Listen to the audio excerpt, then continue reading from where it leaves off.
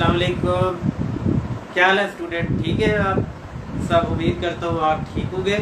आज जो है वो आप इम्पोर्टेंट टॉपिक पढ़ने वाले हैं। रेस्पिरेटरी सिस्टम हमने शुरू किया हुआ है। अगर कहीं किसी को इशू होता है तो मुझे आप लोग कमेंट कर सकते हैं, बता सकते हैं। होप सो कि आप लोग सारे आज लाइव होंगे। सॉरी मैं थोड़ा सा लेट हो गया हूँ। तो अभी ये इंशाल्लाह हम ये सेशन जस्ट 20 मिनट के अंदर अंदर ख़त्म कर देंगे। मुझे लगता है कि आप लोग कहीं बोर ना हो जाए, इसलिए मैं अब शॉर्ट लेक्चर लेकिन ब्रीफ बताऊंगा। आज की हमारा टॉपिक की जो डिटेल है वो बहुत ही इम्पोर्टेंट है और इसमें यह है कि अगर आप पेशेंट देखते हैं कफ विद डिस्निया का तो आप लोग के माइंड में क्या आता है? Respiratory system. कौन सा सिस्टम आता है? Respiratory system. आज व्हाइट बोर्ड पूरा नजर आ रहा होगा। ये प्रॉब्लम मैंने आप लोगों का फिक्स कर दिया है लैंडस्केप बोर्ड पे लगा के। अच्छा जी, ये इसमें जो है आज जो है वैसे हमारा टॉपिक है एलर्जिक एल्वेओलाइटिस, एक्सट्रिंसिक एलर्जिक एल्वेओलाइटिस AA या हाइपरसेंसिटिविटी निमोनाइटिस। इसको पहले कहते थे हाइपरसेंसिटिविटी निमोनाइटिस। 2005 में इसका नाम एक्सट्रिंसिक एलर्जिक एल्वेओलाइटिस रखा है। अगर सपोज एक पेशेंट को कफ है और विद डिस्निया है तो आप लोग क्या सोचते हैं? कफ प्लस डिस्निया। तो हम 5 चीजें सोचते हैं। ऑब्स्ट्रक्टिव लंग डिजीज सोचते हैं। यस, ऑब्स्ट्रक्शन हो सकती है, कफ डिस्निया है पेशेंट को तो। रिस्ट्रिक्टिव लंग डिजीज हो सकती है। Okay, and third one is pulmonary vascular disease हो सकती है। वेस्कुलर डिजीज हो सकती है, ठीक है। एंड 4 इन्फेक्शन हो सकते हैं। कफ एंड डिस्निया जो है इन्फेक्शन काज करते हैं। 5 लिग्नेंसी हो सकती है। यस, लिग्नेंसी। तो ये पेशेंट हमारा जो एक्सट्रिंसिक एल्वेओलाइटिस का है ये कफ और डिस्निया के साथ ही प्रेजेंट करते हैं और प्रोडक्टिव भी कफ हो सकती है इसमें। और ये पैटर्न, ये 5 में से इसका पैटर्न है रिस्ट्रिक्टिव लंग डिजीज। तो रिस्ट्रिक्टिव लंग डिजीज की हमने जो है वो आज डिटेल पढ़नी है इसके हवाले से। एक्सट्रिंसिक एलर्जिक एल्वेओलाइटिस के अलावा रिस्ट्रिक्टिव लंग डिजीज मैंने आप लोग को पहले पढ़ाई हुई है। कुछ होती है एक्सट्रिंसिक, कुछ होती है intrinsic. Extrinsic means problem is in the outside the lung. Lungs के अंदर कुछ नहीं होता, लंग्स खुद ठीक होते हैं, लेकिन जो बाहर के स्ट्रक्चर हैं जैसे थोरैसिक वाल है, डायाफ्राम है, इसी तरह पेशेंट को कोई न्यूरोमस्कुलर डिसऑर्डर आ जाए तो ये एक्सट्रिंसिक प्रॉब्लम होगा जिसमें रिस्ट्रिक्शन होगी। जो इंट्रिंसिक प्रॉब्लम होता है वो लंग्स के अंदर होता है। अब ये रिस्ट्रिक्टिव प्रॉब्लम होता क्या है? मैंने कल भी आप लोगों को समझाने की कोशिश की थी कि रिस्ट्रिक्शन मतलब ईयर अंदर नहीं जा सकती, ईयर अंदर इंट्रैप नहीं हो सकती, बल्कि जा ही नहीं सकती। ईयर अंदर एंट्री बंद हो जाती है क्योंकि अंदर रिस्ट्रिक्शन आ जाती है। वो रिस्ट्रिक्शन मैं आप लोग को एग्जांपल दूं कि जैसे सॉक्स होती हैं, सॉक्स के बाहर ऊपर एक क्या होता है? रबड़ का बैंड लगा होता है। जब आप सॉक्स उतारते हैं वो क्या हो जाती है? रिस्ट्रिक्ट हो जाती है, ऐसे कोलैप्स हो जाती है। तो लंग का जब एक इलास्टिक स्ट्रक्चर ही डैमेज हो जाता है तो लंग क्या हो जाता है? रिस्ट्रिक्ट हो जाता है। तो रिस्ट्रिक्टिव लंग डिजीज कहते हैं। तो ये इंट्रिंसिक लंग डिजीजेस ये है रिस्ट्रिक्टिव। तो अब आइए चलते हैं कि ऐसी कौन कौन सी डिजीजेस हैं जो रिस्ट्रिक्टिव है। ILD आप लोगों ने कल पढ़ा था। तो ILD जो है इंटरस्टिशियल लंग डिजीज, उनमें से ये एक इडियोपैथिक पल्मोनरी फाइब्रोसिस था जिसकी कोई काज नहीं थी। एक था काज वाला। आज भी हम एक ऑक्यूपेशनल जो लंग डिजीज है या एनवायरमेंटल लंग डिजीज है उसको स्टडी कर रहे हैं। ऑक्यूपेशनल या एनवायरमेंटल, उनमें से जो सबसे इम्पोर्टेंट है वो है एक्सट्रिंसिक एलर्जी एल्वेओलाइटिस या हाइपरसेंसिटिविटी निमोनाइटिस। याद रखिएगा कि हाइपरसेंसिटिविटी निमोनाइटिस जो है बेसिकली आउटसाइड द एंटीजन, कोई ऑर्गेनिक एंटीजन आएगा बॉडी के अंदर, वो क्या करेगा कि एल्वियोलाई में जाएगा। एल्वियोलाई के अंदर हाइपर सेंसिटिविटी रिएक्शन होंगे, ऑटो इम्यून रिएक्शन होंगे, या कोई ना कोई इन्फेक्शन है ना कुछ भी, तो हाइपर सेंसिटिविटी के जो रिएक्शन होंगे आईजीजी प्रोडक्शन होगी, क्योंकि इसमें टाइप 3 एंड टाइप 4 होते हैं, टाइप 1 इसमें नहीं होता है हाइपर सेंसिटिविटी रिएक्शन। तो ये किस तरह का होता है, एक्यूट जब होगा, इसकी पैथोजेनेसिस को डिस्कस करते हैं। ये अब पैथोजेनेसिस डिस्कस हो रही है। एक्यूट जब होगा तो पेशेंट जब एंटीजन आएगा बॉडी के अंदर, एंटीजन क्या करेगा, आईजीजी प्रोड्यूस करेगी बॉडी। Okay, it's simple. और जब इसका सब एक्यूट हो जाएगा, फिर जब ये आईजीजी जो बनी हुई है ये एंटीजन के साथ मिलके इम्यून कॉम्प्लेक्स बनेगा। इम्यून कॉम्प्लेक्स टाइप 3 रिएक्शन होता है। टाइप 3 के एल्वियोलर मैक्रोफेजेस इकट्ठे होंगे और टाइप 3 हाइपर सेंसिटिविटी रिएक्शन हो जाएगा। जो क्रॉनिक है, अगर एक्सपोयर रहे, ये एक्सपोयर आया और चला गया, ये सेकंड टाइम एक्सपोयर है, ये एक्यूट है, ये सेकंड टाइम। ये क्रोनिक एक्सपोयर अगर पेशेंट का किसी बाहर वाली एंटीजन के साथ रहता है तो फिर क्या होगा, टाइप 4 हाइपर सेंसिटिविटी रिएक्शन होगा और ग्रेनुलोमा बनेगा। ग्रेनुलोमा, और ग्रेनुलोमा कैसा होता है, ये नॉन क्रिएटिंग होता है, नॉन क्रिएटिंग ग्रेनुलोमा। टीबी में केजिएटिक ग्रेनुलोमा होता है। सार्कोइडोसिस में हमने कल क्या पढ़ा था, नॉन केजिएटिक ग्रेनुलोमा। इसमें भी फिर हम सार्कोइडोसिस और इसको कैसे डिफरेंशिएट करते हैं। इसमें जो नॉन केजिएटिक ग्रेनुलोमा होता है वो एल डिफाइंड होता है, वेल डिफाइंड नहीं होता, ये पोरली फॉर्म्ड होता है। वेल डिफाइंड अगर ग्रेनुलोमा बायोप्सी पे मिलता है तो ये सार्कोइडोसिस है, एल डिफाइंड है तो ये आपकी हाइपर सेंसिटिव निमोनाइटिस है। ठीक है, इस तरह हम याद रखेंगे। इसमें रिएक्शन कौन से हो रहे हैं, टाइप 3 एंड टाइप 4। ये hyper sensitivity reaction basically outside the antigen, जो बाहर से हमारे पास एंटीजन आती है उनके ये रिएक्शन हो रहे हैं बॉडी के अंदर। आइए कौन कौन सी ऐसी हाइपर सेंसिटिव निमोनाइटिस डिजीजेज हैं जो जिनको हम आज डिटेल के साथ डिस्कस करेंगे। Number 1 is farmer lung. Farmer lung आप लोगों को पता है, इसमें कोई जाते हैं जब बाहर तो वहाँ कोई फंगस का इन्फेक्शन हो सकता है, एक्टिनोमाइसीट्स का एंटीजन ऐसी आ सकती है। जैसे कि एक लफ्ज याद रखना है, मोल्डी है, मोल्डी है, उससे हाइपर सेंसिटिविटी होती है। या कोई डस्ट से अब जाते हैं फार्मर खेतों में जब काम करते हैं तो उनको जो डस्ट से एंटीजन जो बाहर वाला आता है वो एल्वियोलाई के अंदर अगर रिएक्शन होता है तो इसको बोलते हैं हाइपर सेंसिटिविटी निमोनाइटिस। और फार्मर लंग अगर वो अब अस्थमा भी, ऑक्यूपेशनल अस्थमा क्या है, फिर ये तो एक जैसा हो जाएगा, hyper sensitive pneumonitis and occupational asthma एक जैसा हो जाएगा। फिर क्या फर्क रहेगा, ऑक्यूपेशनल अस्थमा में क्या होता है कि वो ब्रोंकस इन्वॉल्व होती है, बड़ी लार्ज एयरवे इन्वॉल्व होते हैं। और ये हाइपर सेंसिटिविटी निमोनाइटिस में क्या होती है, एल्वियोलाई। अगर ये ब्रोंकाई एंड ब्रोंक्यूल्स इन्वॉल्व है, ये ऑक्यूपेशनल अस्थमा है। अगर ये ब्रोंकस इन्वॉल्व, ये एल्वियोलाई इन्वॉल्व है, एल्वियोलाई, तो ये क्या है, हाइपर सेंसिटिव निमोनाइटिस। ये कांसेप्ट याद रखना है। और इसमें टाइप 1 हाइपर सेंसिटिविटी होती है, इसमें टाइप 2 और टाइप 3 एंड टाइप 4 होती है।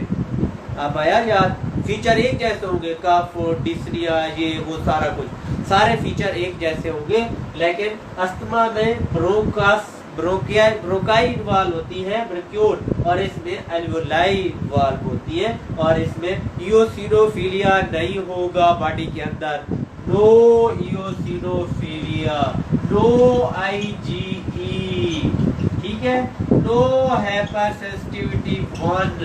अगर ये चीजें नहीं है, निमोनाइटिस सोचना, ऐसे ना बना के बैठ जाना।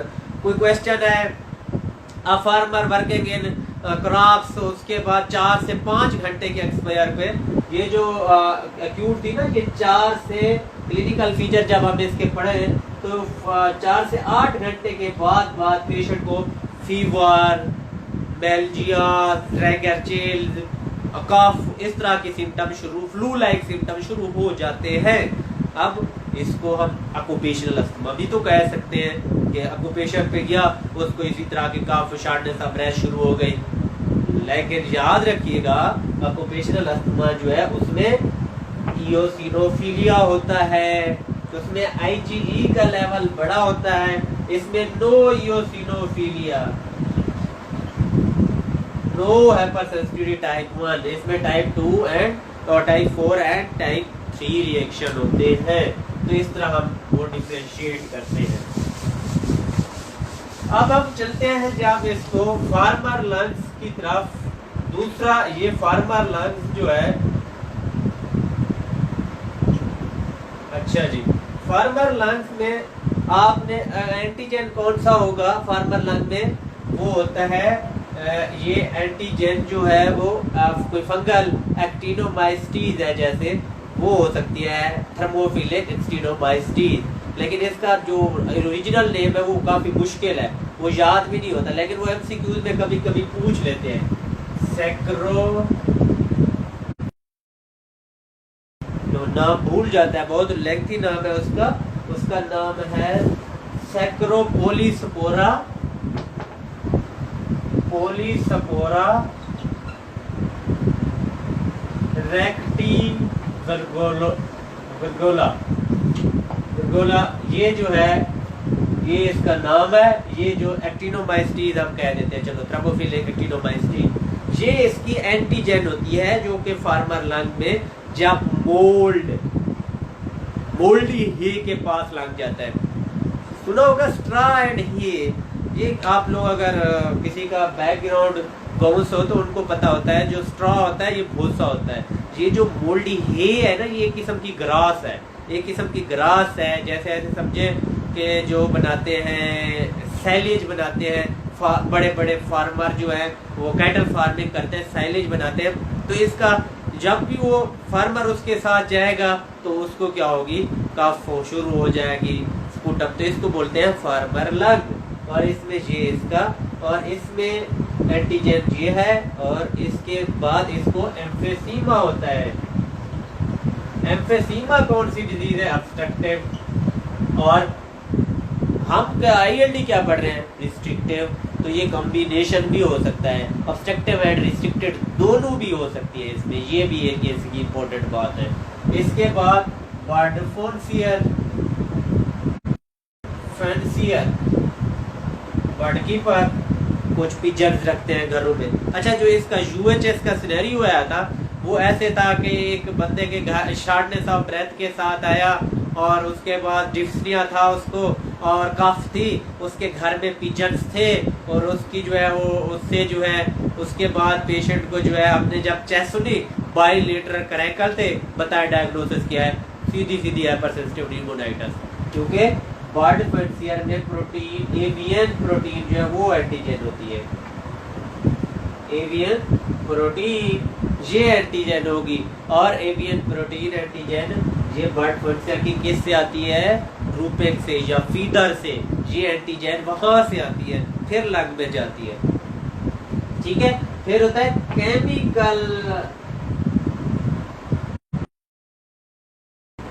Chemical lung disease. Chemical lung disease में क्या आएगा कि केमिकल जैसे कि कारपेंटर होते हैं, या फिर जिनकी जो है ये वर्निश वगैरह करते हैं, ये इस तरह की जो केमिकल्स हैं उससे भी पेशेंट को क्या होती है? एंटीजन हो सकती है, केमिकल वर्कर डिजीज, ठीक है। फिर एक होगी बगोसिस।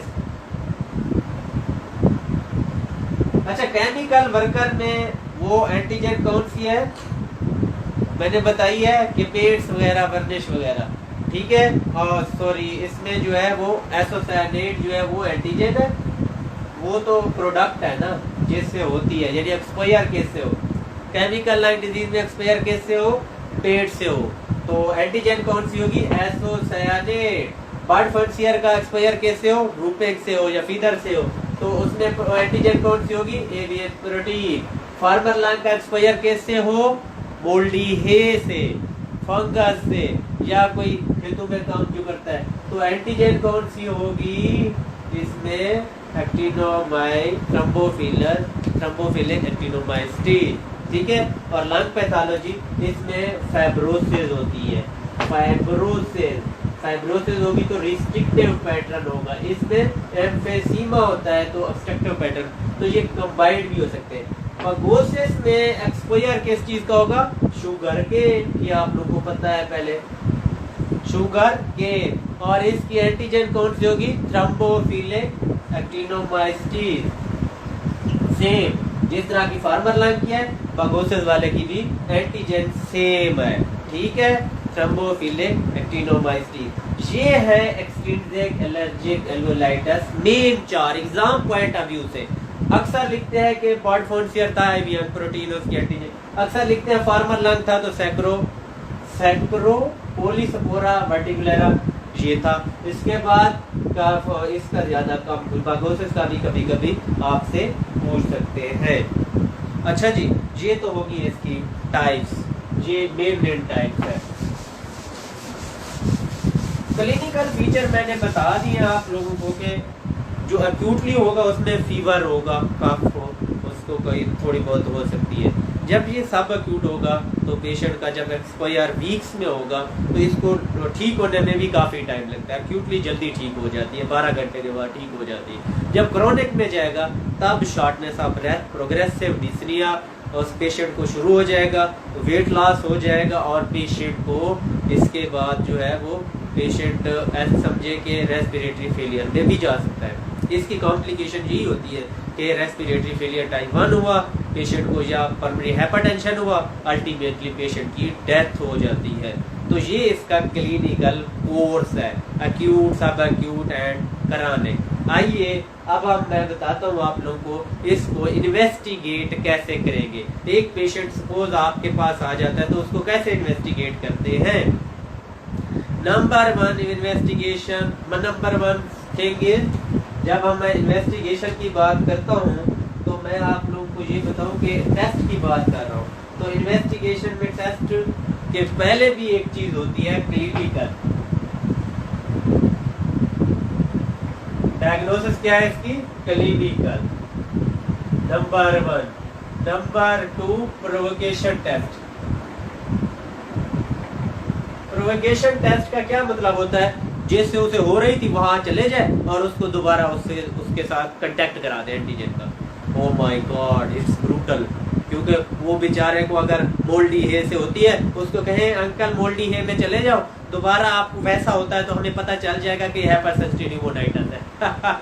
ये है प्रोवोकेशन टेस्ट, इससे भी हम बेहतर करेंगे। अब PFT number 3 PFT pulmonary function test. इसमें कौन सा पैटर्न होगा, रिस्ट्रिक्टिव, लेकिन कंबाइंड भी हो सकते हैं, रिस्ट्रिक्टिव प्लस ऑब्स्ट्रक्टिव, दोनों हो सकते हैं। उसके बाद एक्सरे, फोर्थ वन है x ray. Chest x ray non specific होगा, कोई सिम्टम नहीं होगा, या ट्रांजिएंट इन्फिल्ट्रेट हो सकते हैं, इन्फिल्ट्रेट। और इन्फिल्ट्रेट किस में थे, एबीपीए में इन्फिल्ट्रेट थे। HRCT main diagnostic thing is HRCT. HRCT में ग्राउंड ग्लास ओपेसिटीज होती है या फिर हनीकोमिक एंड पे जाके होती है। पहले ग्राउंड ग्लास ओपेसिटीज होती है, ओपेसिटीज।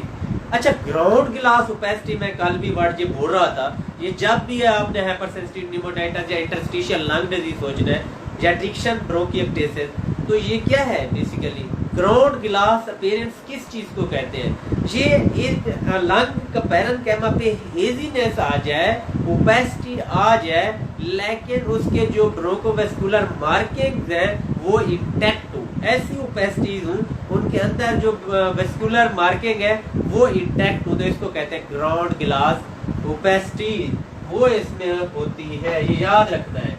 एचआरसीटी की finding ground glass. 6 biopsy,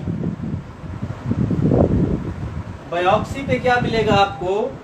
bronchoscopy, bronchoscopy ये भी कर सकते हैं। बायोप्सी पे आपको नॉन कैरिएटेड ग्रेनुलोमा मिलता है,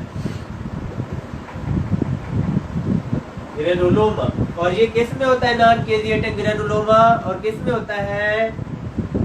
सार्कोइडोसिस में। इसमें पुअरली फॉर्म्ड होता है, उसमें वेल फॉर्म्ड होता है, वेल डिफाइंड। ये है सारे टेस्ट जिससे हम हाइपर सेंसिटिविटी निमोनाइटिस डायग्नोज करते हैं। आइए चलते हैं जल्दी जल्दी इसकी मैनेजमेंट में कि इसको कैसे हम मैनेज कर सकते हैं। ट्रीटमेंट इसका क्या है? ट्रीटमेंट जी क्या देना चाहिए? सबसे पहले अवॉइडेंस ऑफ एंटीजन या एक्सपोजर। अवॉइडेंस कैसे करें? एक फार्मर है, उसको कहें आप खेतों में ना जाए, क्या वो आपकी बात मान लेगा? आप एसी पे बैठ के, चेयर पे बैठ के अगर फार्मर को ये कहते हैं कि आप खेतों में काम ना करें, क्या मान लेगा बात? जिसने अपना सारा घर चलाना होता है।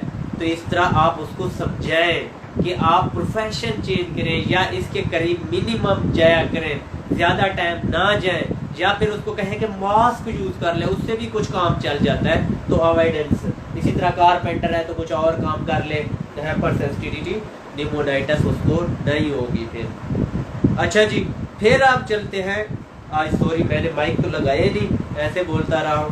अच्छा जी चले, अब पता नहीं इधर पंखे की आवाज़ इधर उधर की आवाज़ें आ रही होंगी। देखते हैं आज कैसी वीडियो रिकॉर्ड होती है। नंबर 2, ग्लूकोकार्टिकॉइड्स, हर चीज का ट्रीटमेंट।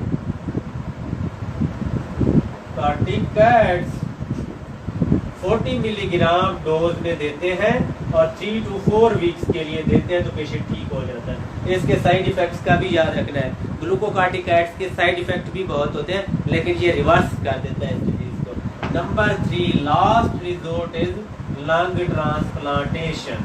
जब फाइब्रोसिस हो जाती है तो ये लास्ट रिजोर्ट क्या होता है हमारे पास? Lung transplantation. आखिरी पे हम लंग ट्रांसप्लांटेशन कर सकते हैं। ये हमारा अवॉइडेंस ग्लूकोकार्टिकॉइड लंग ट्रांस, बस इतना ही इसका ट्रीटमेंट है। Basically main stay of treatment avoidance of antigen जो कि उसको हो रही थी। आज मेरे ख्याल में हाइपरसेंसिटिव निमोनाइटिस के बारे में बहुत कुछ पता चल गया। ये इसकी डीडी क्या होगी? ऑक्यूपेशनल अस्थमा, इंटरस्टिशियल निमोनिया, इसकी सार्कोइडोसिस, इसको कैसे डिफरेंशिएट करेंगे? अस्थमा का मैंने बता दिया, निमोनिया का इन्फेक्शन होगा, इसी तरह सार्कोइडोसिस का ग्रेनुलोमा का फर्क होगा। तो मैंने सारा आप लोग को ओवरव्यू बता दिया। बेसिकली ये एल्वियोलाई की डिजीज है। आज का हमारा जो है टॉपिक खत्म हुआ, और कुछ इशू है तो आप लोग पूछ सकते हैं। मैं आप लोग के क्वेश्चन देखता हूँ।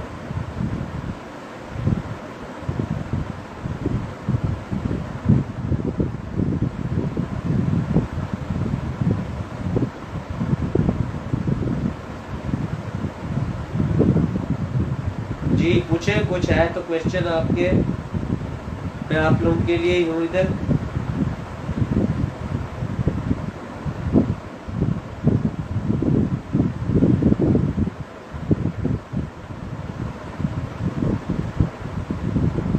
स्टूडेंट्स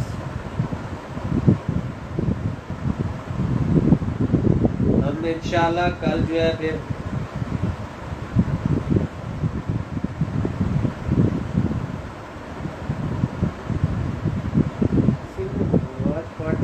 कर दिए।